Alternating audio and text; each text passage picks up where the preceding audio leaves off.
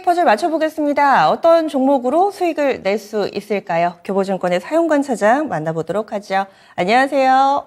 네, 안녕하세요. 네, 좋은 종목을 많이 주셔가지고요. 지난주에 우린 PTS 주셨는데 이 종목도 한 주 동안의 수익률이 대단했습니다.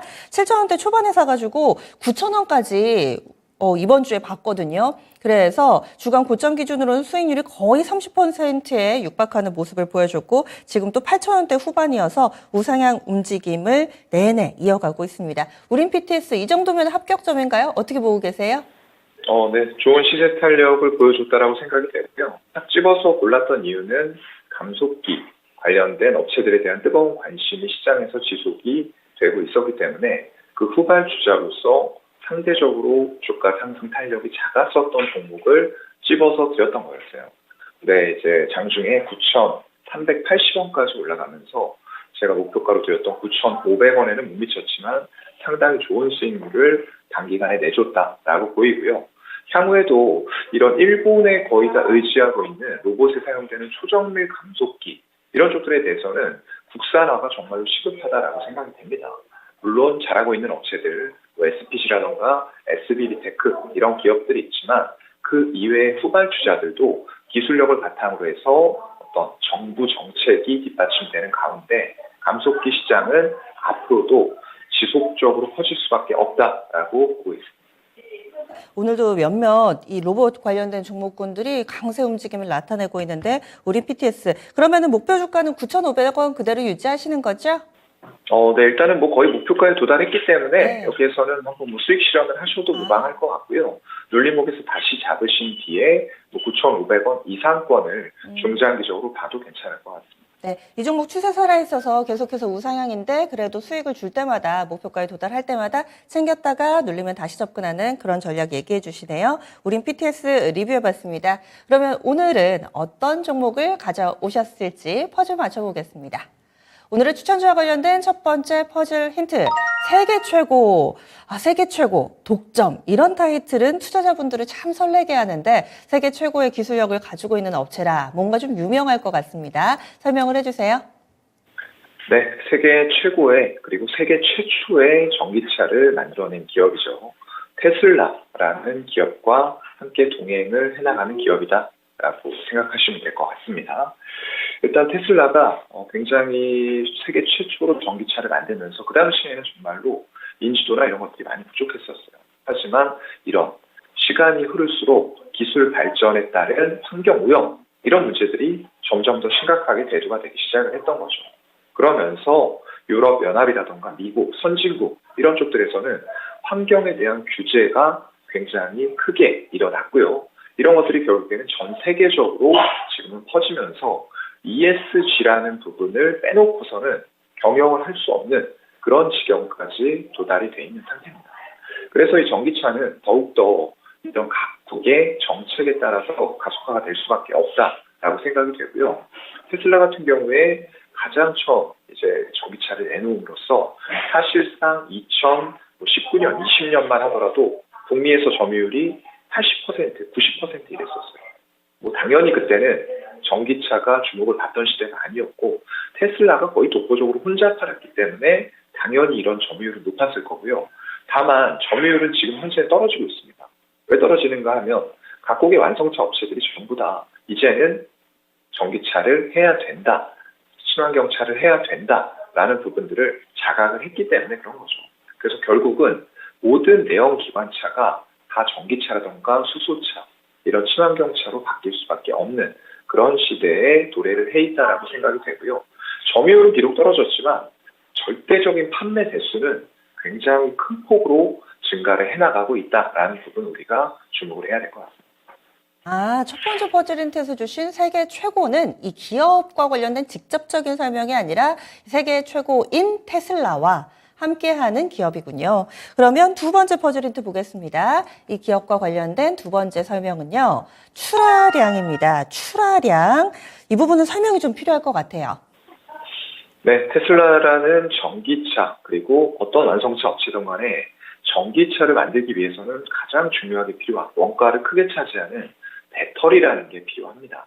그래서 그런 배터리를 만드는 배터리 셀 업체들이 우리나라의 하이니켈 쪽으로 특화된 업체들이 3개가 있죠. LG에너지솔루션, 삼성 SDI, 그리고 SK온까지 전부 다 있는 그런 상황에서 또 이 배터리 셀을 만들기 위해서 원가의 비중이 가장 높은 게 뭐냐라고 했을 때는 40에서 60%로 알려져 있는 양극재예요. 그렇다 보니까 우리나라의 연말 배터리 3사의 잔고, 수주 잔고가 1000조에 달할 것으로 지금 전망이 되고 있어요. 그렇다고 하면은 그 중에서 양극재의 원가가 얼마겠느냐는 거죠.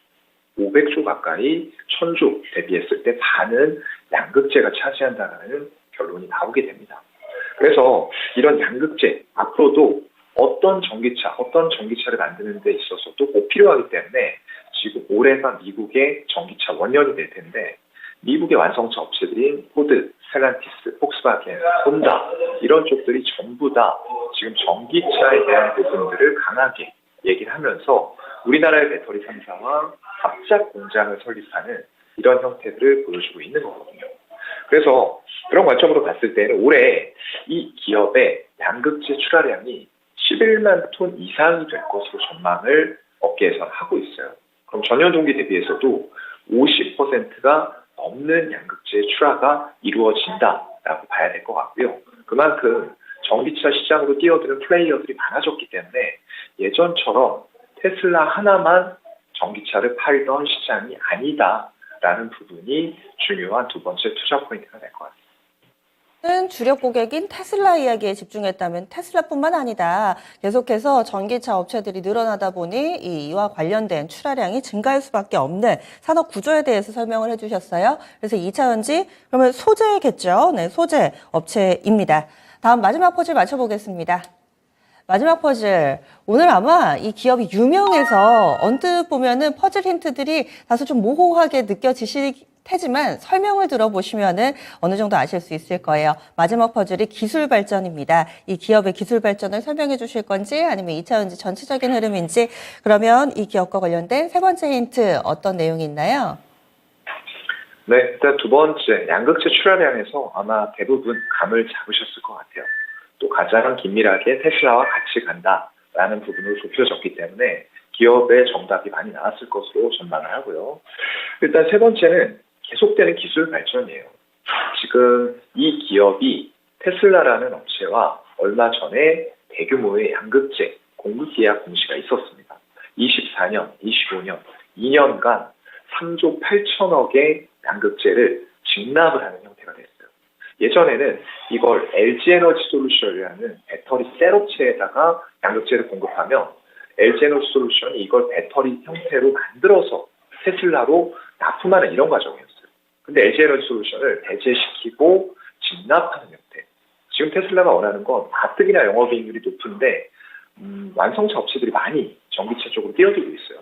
그렇다 보니까 가격적인 부분들에서 경쟁이 일어날 수밖에 없고 소비자들은 선택할 수 있는 모델들이 많아졌다는 거예요.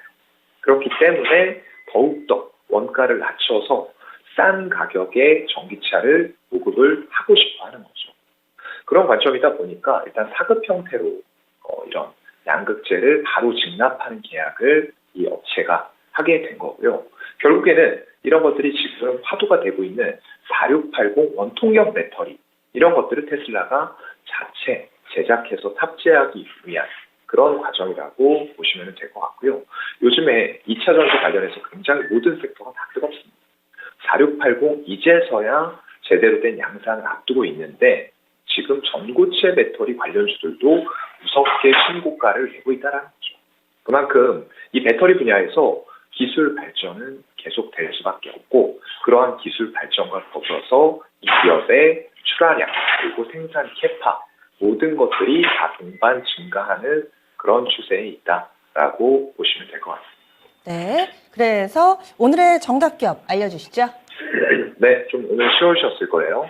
정답은 LNF라는 양극재, 그중에서도 하이니켈 양극재를 하고 있는 기업입니다. 근래 들어서 언급이 좀 많이 되는 게 2차 전지 내에서도 상대적으로 덜 올랐다라는 평가를 많이 받습니다. 현재 주가는 25만 원 근처에서 형성돼 있는데요. 어떻게 가격 전략 세울까요?